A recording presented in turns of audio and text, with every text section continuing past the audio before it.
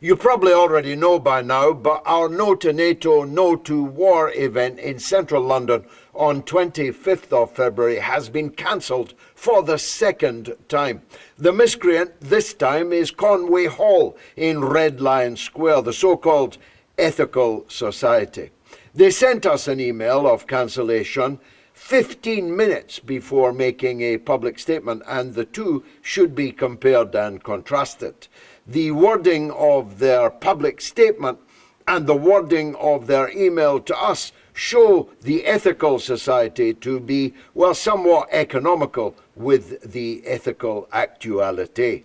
They say in their letter to us, readily available, published by us online, that the unprecedented onslaught of intimidation, unprecedented by us in recent times, they say, was the reason that they have had to cancel. And so fascism triumphs. You would have thought that an ethical society would have felt, well, a moral compunction to stand up to what may, after all, be only a few hundred trolls with a few hundred accounts each. But they have not done so. They took a lot of money from us for the booking of Conway Hall. Obviously, all of that will have to be returned, but we'll be suing them in the small claims court for any other damages that we believe we can establish that we have suffered. For me personally, it's no skin off my nose. I have plenty of platforms reaching far more people than would fit into the Conway Hall. Like this video, for example, which will be seen by many, many thousands of people. In any case, you know, my race is almost run. I'm confident about my place in things, about the fights I've fought, the words I've spoken and written, the stands that I have taken. But ponder this.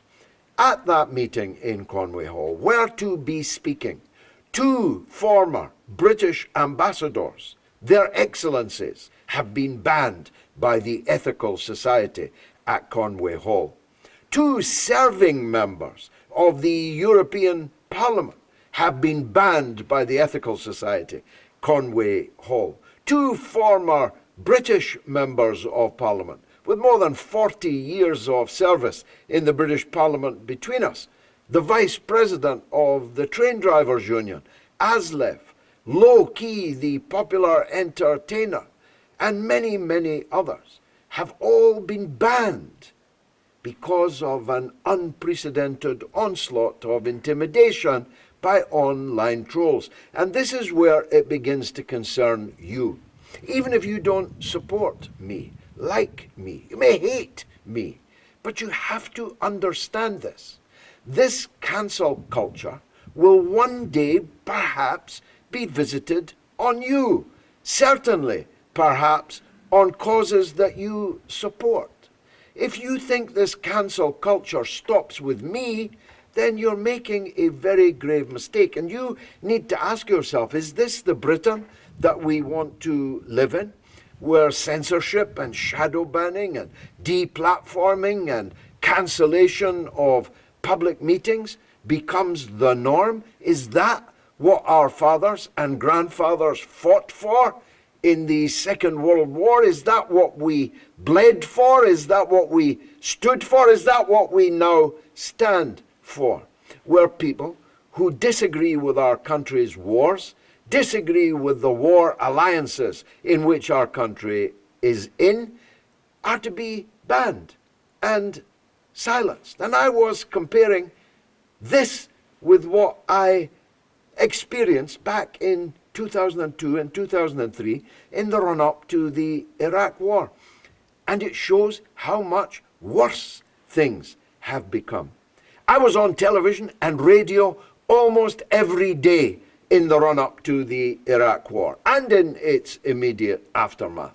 Not because the television companies liked what I had to say, but they recognized that what I was saying was something that was supported by a significant number of people in Britain.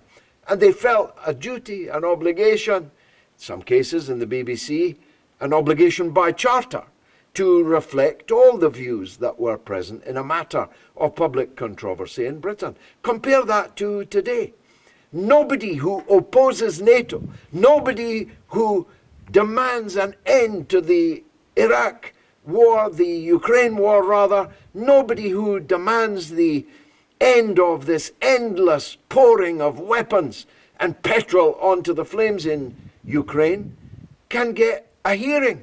Not on TV, not on radio, not in the newspapers, and now not even in the halls of the Ethical Society in Red Lion Square. This shows that the state and its ideology is weaker than it was before.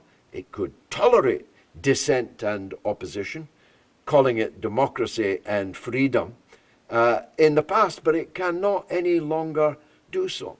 The old world is dying. It's Gramsci's birthday, after all. The new world is struggling to be born. We do live in the time of monsters. You've gone quietly into this good night. I'm sorry to put it so bluntly to you. You've gone quietly into this period in which dissent, in which disagreement can be criminalized, can be ostracized, can be deplatformed at any minute by big tech, by the government, or even at the behest of online trolling. We have lost this battle of Red Lion Square, but we will win the war. Of that I am certain. Fascism will be defeated, and soon. It's just a pity that the British people will have had this time so little to do with it. I'm George Galloway. I'm No to NATO, No to War.